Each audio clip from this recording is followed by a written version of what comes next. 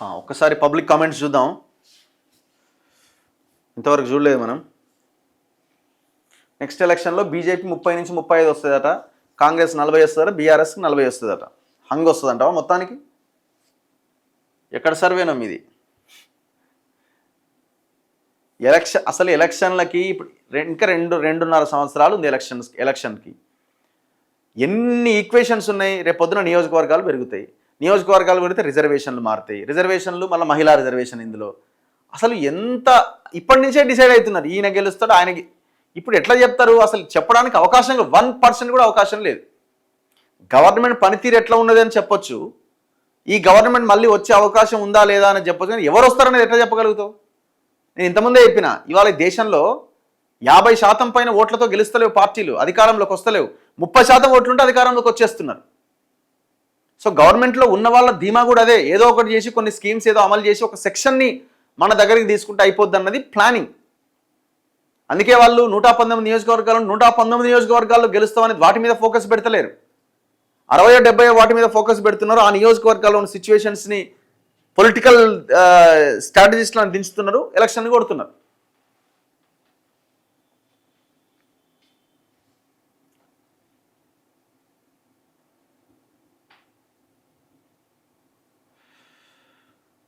చాలా మందికి సర్ గురించి చాలా అనుమానాలు ఉన్నాయి. ఆ ఫామ్ ఎలా ఫాలో అవ్వాలనేది చాలా మంది బిఎల్ఓలకి తెలియట్లేదట.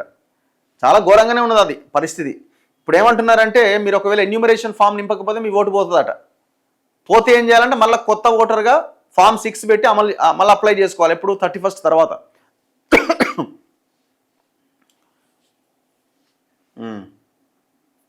తప్పుగా అనుకోవద్దు రఘు గారు, బీఆర్ఎస్ చాలా బెటర్ అట. నేను తప్పుగా అనుకునేది ఏంది, ఒప్పు అనుకునేది ఏముంది? నేను అనేది ఏంటంటే, ఒక పార్టీని ఇంకో పార్టీతో కంపేర్ చేసుకోకండి దయచేసి. బీఆర్ఎస్ పాలనతోని, రేవంత్ రెడ్డితో, కాంగ్రెస్ని బీఆర్ఎస్తో, లేకపోతే ఇంకో దాంతో కంపేర్ చేయకండి. మనం ఏం కోరుకున్నాం, ఎందుకు 1500 మంది చచ్చిపోయారు, వాళ్ళ ఆశయాలు ఆకాంక్షలు ఏముండే, తెలంగాణ వస్తే ఏమైద్ది అనుకున్నాం, కనీసం ఎడ్యుకేషన్ ఎందుకు లేదు, హెల్త్ ఎందుకు లేదు, సో ఇవి ఎందుకు అమలు కావట్లేదు అన్నది ఆలోచించండి. ఈ బెటర్ అనే ఆలోచనకు వచ్చినాం అనుకోండి, మన బతుకులు ఎప్పుడు ఇట్లనే ఉంటాయి. బండి సంజయ్ కొడుకు బెయిల్ రావడం 100% ప్రభుత్వం ఫెయిల్యూర్.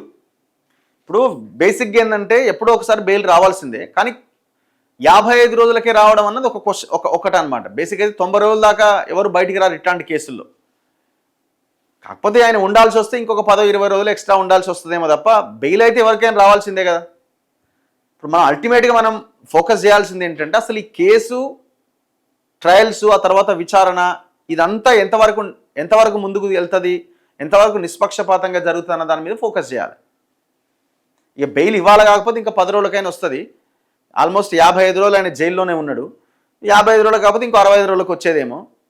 సరే, ఏదేమైనా గవర్నమెంట్ పీపీ కూడా కొంత ఆయన సానుకూలంగానే ఇక అయిపోయింది అన్నట్టుగానే వాళ్ళు వ్యవహరించినట్టు కనబడుతున్నది. అది మీరు చెప్పింది అయితే పాయింటే, కానీ ఏదో రోజు అయితే బెయిల్ రావాల్సిందే. కానీ ఇప్పుడు నెక్స్ట్ ట్రయల్ ఏంది, విచారణ ఎట్లా జరగబోతున్నది అన్న దాని మీద ఫోకస్ చేయాలి.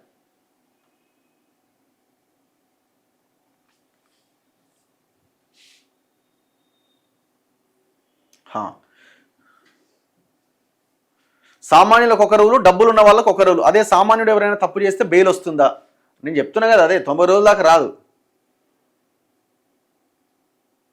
అన్న. ఇక రుణమాఫీ మర్చిపోడేనా, ఇక చేసినా ఇక గదే మొత్తం చేసినా అని చెప్పుకుంటున్నాడు కదా. 50-60% అయి ఉంటుంది నాకు తెలిసి. చాలామంది గాలే, వాస్తవం మీరు చెప్పింది.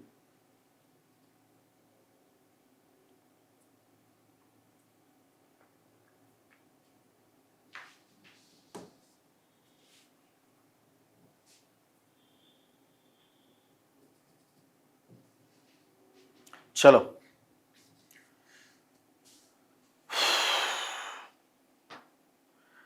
ఎస్ఐఆర్ లాంటి పనులు ఊర్లో ఎలాంటి పనులైనా అంగన్వాడీలతోనే చేపిస్తారు, జీతాలు మాత్రం రావట. పాపం ఘోరం కదా పరిస్థితి.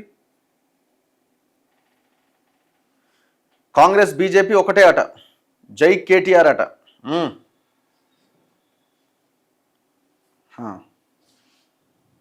ఇంకా ఎన్ని రోజులు పవన్ కళ్యాణ్ చంద్రబాబు అంటావు? ఎన్ని రోజులు అనేది ఏంది?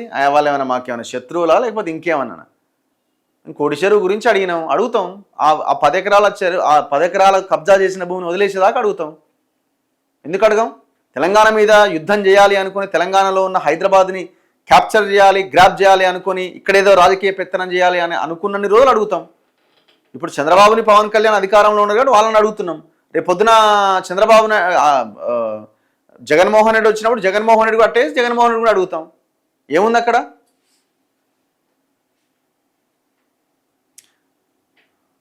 ఆశా వర్కర్ల జీతాల గురించి మాట్లాడండి.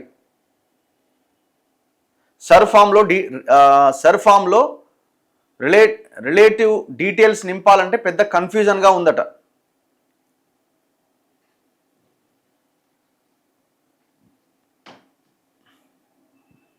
పదిసార్లు గ్రీవెంట్స్కి ఇచ్చినా పట్టించుకున్న వాడే లేడట.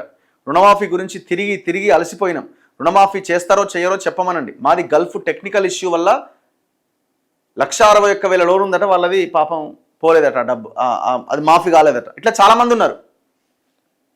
ఉన్నారు. అమౌంట్ పెట్టి కొనుక్కుంటే కబ్జా ఎట్లా అవుతుంది? వీడికి తలకాయ లేనట్టున్నది. అమౌంట్ పెట్టి కొనుడు కాదరని ఆయన, అమౌంట్ పెట్టి కొన్నా చెరువుని నువ్వు గనక కొంటే అది కబ్జానే అవుతుంది. అమౌంట్ ఎవరికో ఇస్తే నువ్వు ఎవరికో ఇచ్చి కొన్నావు. ఇప్పుడు ఇక్కడ ప్రదీప్ కన్స్ట్రక్షన్ అని ఉన్నది, ఎవడోడు కబ్జా పెడితే వాని దగ్గర నుంచి ఇటు లాక్కున్నాడు. అది కబ్జా అనకపోతే డబ్బులు పెట్టి కొన్నా కాబట్టి అది కబ్జా కాకుండా పోద్దా? తెలిసి కొన్నప్పుడు నీళ్ళల్లో ఉన్న చెరువు కూడా కొంటాడా? మనిషి అన్నాడు, తలకాయ ఉన్నాడు. మెదడు ఉండి మాట్లాడండి కొంచెం. ఎవడన్నా చెరువు ఉంది ఇడా, ఇది నాది అని అమ్మడానికి వస్తాడు, కొంటావా చెరువుని? చార్మినార్ అమ్ముతాడు ఒక ఆయన, ఇది నాదే అని అంటే చేసుకుంటావా దొంగ రిజిస్ట్రేషన్లు? మేము కట్టుబడి ఉన్నాం కదా, మేము కట్టుబడి లేకుండా మేము మాట్లాడట్లే. మేము కోర్టులో పిల్లేయబోతున్నాం రేపు. ఇప్పుడు అదే విషయంలో ఏపీ పోలీసులు హైదరాబాద్కి రాబోతున్నారు, నన్ను అరెస్ట్ చేయబోతున్నారని వార్తలు ఏవో వస్తున్నాయి. I don't care. మేము ఆఫీసులోనే ఉంటాం, అయితే ఇంట్లోనే ఉంటాం, అయితే ఆఫీసులో ఉంటాం, లేకపోతే ప్రజల మధ్య గ్రౌండ్లో ఉంటాం. మేమేం వెనక్కి పోట్లే. కంప్లైంట్ చేసినాం ఆల్రెడీ, 20 రోజులు అవుతుంది. 30 రోజుల అయిన తర్వాత మాత్రమే మనం హైకోర్టులో ప్రజా ప్రయోజన వ్యాజ్యం పిల్లు వేయగలుగుతాం. ఎందుకంటే జడ్జి అడుగుతాడు, దీని మీద కంప్లైంట్ ఇచ్చారా ఫస్ట్, అధికారులు రెస్పాండ్ అవ్వకపోతేనే పిల్లు వేయాలి. సో 30 డేస్ దానికి టైం ఉంటుంది. సో ఆ 30 డేస్ ఇంకా కాలే. నా పేరు మీదనే కంప్లైంట్ ఇచ్చిన రంగారెడ్డి కలెక్టర్కి, వీళ్ళంతా తమాషాలు చూస్తున్నారు, ఇరిగేషన్ ఆఫీసర్లకి, ఎంఆర్ఓకి, వీళ్ళందరికీ. సో కంప్లైంట్ వాళ్ళ చేతిలో ఉంది, మేము ఫాలోఅప్ చేస్తున్నాం. ఏమైందని ఫాలోఅప్ చేసినా రెస్పాన్స్ లేదు, సపోర్ట్ చేస్తలేరు. ఆఫ్ ది రికార్డ్ ఏమో ఇది కబ్జానే సార్, ఏం చేస్తామని అంటున్నారు. సో మీరు మా దగ్గరికి వచ్చి ఇక్కడ మళ్ళీ అరెస్ట్ చేయాలి, అరెస్ట్ చేస్తే వస్తాం, బరాబర్ కోర్టులోనే తేల్చుకుంటాం మేము. మీరు ఫస్ట్ చెప్పండి, ఇది కబ్జానా కాదా, ఇది దొంగతనంగా కొన్నావా లేదా, ఇది చెప్పమంటే అది చేసినాం. అదేదో మొన్న ఏదో ఒక మార్నింగ్ న్యూస్ చేసేటప్పుడు ఆ భీమిరెడ్డి ఎవడో ఉండగా డిఎస్పీ భీమిరెడ్డి అని దొరికిండు కదా.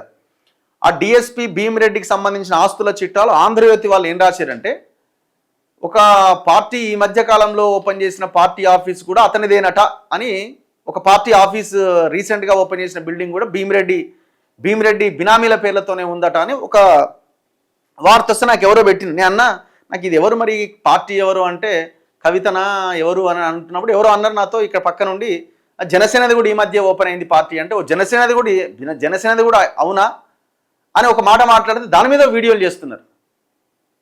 ఆయన ఓనరు నీ మీద కంప్లైంట్ చేసిండు, చేసుకో. మేము ఒకవేళ అదే నిజమైతే అదే అయి ఉంటే మేము అక్కడికి వచ్చి వీడియోలు చేసేటోళ్ళం. మేము దాని మీద థంబ్నెయిల్ పెట్టి జనసేన పార్టీ ఆఫీసు భీమిరెడ్డి బినామీది అనో లేకపోతే భీమిరెడ్డిదనో మేము థంబ్నెయిల్ పెట్టి ఏం చేయలే కదా. అసలు విషయం మాట్లాడరు. కోడి చెరువు గురించి అంటే కొసర విషయాల గురించి మాట్లాడతారు. తిని నమలి పడేసిన కొబ్బరి చిప్ప కోతి దొరికినట్టు పరిస్థితి. వాస్తవాల లైన్లోకి రండి. 10 ఎకరాల కోడి చెరువు గురించి చెప్పండి. 10 ఎకరాలంటే ఏం 10 రూపాయలు కాదు, 10 లేకపోతే 100 కోట్లు కాదు, వేల కోట్ల ముచ్చట.